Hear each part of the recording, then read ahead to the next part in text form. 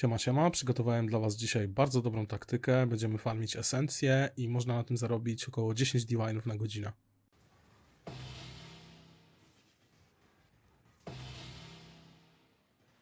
Jeśli chodzi o nasz atlas, to żeby to działało tak jak u mnie, wystarczy tylko 67 punktów. To jest naprawdę bardzo mało.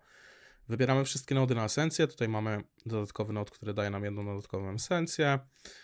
Tutaj mamy noda, który daje nam 15% szans na 3 dodatkowe esencje w mobku. Tutaj mamy bardzo fajny node, który sprawia, że do map bossa trafia jedna esencja z każdego moba esencjowego, którego zabijemy. Czyli jeśli będzie na przykład 10 esencji na mapie, to boss wydropi dodatkowe 10 esencji. Drugim modem jest, że jeżeli użyjemy Remnant of Corruption, czyli skraptujemy esencję, to w tej esencji będzie, jakby wszystkie te esencje zamienią się w jedną esencję, którą ta esencja posiada. Czyli jeżeli będziemy mieli na przykład jedną defending i jakieś 5 innych słabszych i nam się przyfarci, to wszystkie się zrobią defendingami tego jednego typu. Ostatnim nodem jest node, który daje nam, że jedna esencja zawsze będzie najwyższego tiru. Czyli w każdej esencji będziemy mieli jedną defending esencję. To jest bardzo opłacalne. Później poszedłem w shriny, bo shriny nam ułatwią troszkę te mapy, które i tak są już trudne, bo zabić bossa z tyloma esencjami to czasami może być ciężko. Więc tutaj sobie bierzemy te shriny, one nam to dosyć mocno ułatwią. I poszedłem też w Silic Exarcha, ale tylko w Double Progress, bo to jest dodatkowy zarobek, po prostu co ileś tam map tej Invitation wydropi i też 0,4 Divina kosztuje, więc się opłaca. I to jest tak naprawdę tyle, co potrzebujemy. Wiadomo, można do tego atlasu dodać jakieś rzeczy, tylko nie dodawajmy tutaj nic, co wydłuży nam robienie mapy, bo w tym wszystkim zależy nam tylko, żeby wejść na mapę, wyczyścić wszystkie esencje, zabić bossa, wyjść i odpalić kolejną mapę. Z takich moich propozycji, co mogę Wam dać, to na przykład możemy pójść w dodatkowe mapy, czyli wybrać wszystkie nody, które dadzą nam możliwość zrobienia kolejnych mapek. To na pewno nam troszkę polepszy nasz budżet, no bo nie będziemy musieli tyle tych map kupować, będziemy mogli je w miarę sustainować, chociaż to i tak jest ciężkie, bo mapy będziemy latać białe, bez żadnych modów, więc te mapki będą dropić rzadziej, ale zawsze sobie tutaj można pójść, po co mają się punkty marnować. W co jeszcze możemy pójść? Możemy pójść na przykład w skaraby, żeby unique moby nam dropiły więcej skarabów, czyli boss. Tutaj mamy też, żeby skaraby były rzadsze. Tutaj, że z bossa będzie też większa szansa na skaraba na przykład. Już troszkę tych punktów się zbiera, jeszcze mamy dosyć sporo tych punktów. Czyli możemy na przykład tutaj pójść jeszcze w skaraby. Wiadomo, to jest dodatek, tutaj z tych skarabów jakoś bardzo nie będziemy zarabiać. No ale po co połowa punktów ma się marnować i leżeć? Warto w coś tam sobie pójść. Co moglibyśmy jeszcze tutaj wziąć? Możemy sobie wziąć gdzieś tutaj, tutaj te skaraby już wzięliśmy. Jeśli chodzi o mapy, mamy jeszcze coś ciekawego. Z map już nie mamy nic za bardzo ciekawego. Możemy sobie na przykład pójść w drop mapek, na przykład z Conquerora, że map boss będzie miał większą szansę, że dropnie Conqueror mapę. Tutaj możemy sobie pójść, że map boss będzie miał większą szansę, żeby dropnąć Elder lub Shaper mapkę. Tutaj na przykład będziemy mieli szansę na Synthesis mapę. No i tak naprawdę to chyba tyle, co możemy wybrać, tak żeby nam mapy nie wydłużyło. Możecie to dopełnić jakimiś małymi nodami na skaraby, czy coś. Czy jakimiś tutaj quantity jeszcze, powiedzmy. Tym na środku też. I co? I chyba tyle, jeśli chodzi o skaraby. Wszystko wzięte. Tu jeszcze, właśnie. To jest bardzo ważny punkt.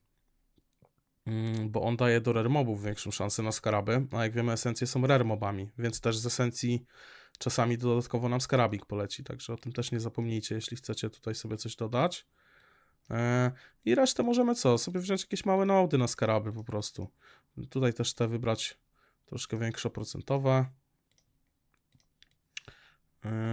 No i to by było na tyle. Już nawet przekroczyłem ilość tych punktów, więc może tutaj sobie odejmijmy. I to byłby cały atlas tak naprawdę. Przekleję wam to do opisu filmu, ten atlas, to sobie będziecie mogli go łatwo skopiować. Przejdźmy teraz do skarabów.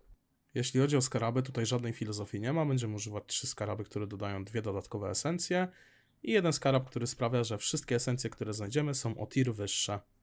Przejdźmy teraz do mapy. Jeśli chodzi o mapy odpalamy białe. I teraz tak, możemy sobie kupić mapy w bulku. Ja kupiłem na przykład 20 shipyardów, 5 chaosów sztuka. To nie jest jakoś dużo, udało mi się akurat tak wyhaczyć, niektóre mapy są po 10. Generalnie nie musicie robić shipyard, tutaj boss jest dosyć trudny, się czasami trafia. Znajdźcie sobie mapę, która ma łatwy layout i dosyć łatwego bossa. Tak jak mówię, mapę odpalamy białą. Altar oczywiście czerwony, bo tutaj chcemy farmić ten invitation. Odpalamy sobie mapkę. To na to nie musicie patrzeć, chyba że wam się jakiś divine trafi czy coś. No i odpalamy mapkę i lecimy. Po wejściu na mapę oczywiście najpierw czyścimy wszystkie esencje, które znajdziemy. Klikajcie sobie szlajny przy okazji, żeby było troszkę łatwiej. A jeśli chodzi o używanie Remnant of Corruption, to nie ma jednoznacznej odpowiedzi, kiedy się opłaca tego używać, a kiedy nie.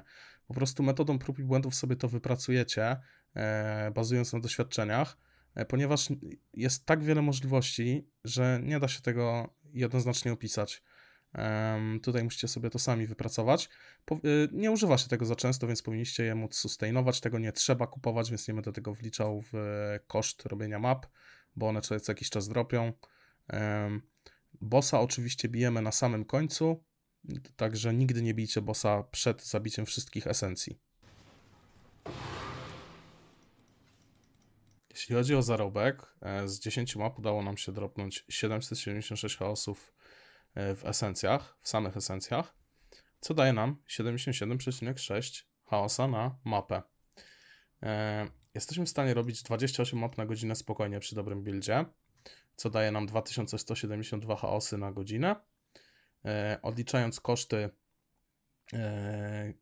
map, koszty skarabów i koszty craftu na stole, na map device, na esencję, wychodzi 1508 chaosów na godzinę, samego czystego profitu z esencji, dodając 68 chaosów z invitation, które z tych 28 map jest gwarantowane, wychodzi nam 1576 chaosów na godzinę czystego profitu z samych esencji z tego invitation, co daje 9,4 divina na godzinę z samych esencji i invitation, nie licząc jakichś pierdółek, które nam dropną gdzieś tam po drodze, czy jakiś skarab, czy jakieś inne currency, więc możemy spokojnie policzyć 10 divinów na godzinę, takie gwarantowane.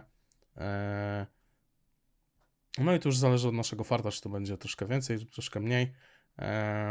Jeżeli odliczymy koszt mapek, bo będziemy te mapki sobie po prostu odpalać, nie będziemy kupować jednego typu mapy w bulku, tylko będziemy odpalać te, co nam polecą, no to oczywiście będzie to więcej, będzie to ponad 10 divinów, 10,5 divina, może nawet koło 11 na godzinę.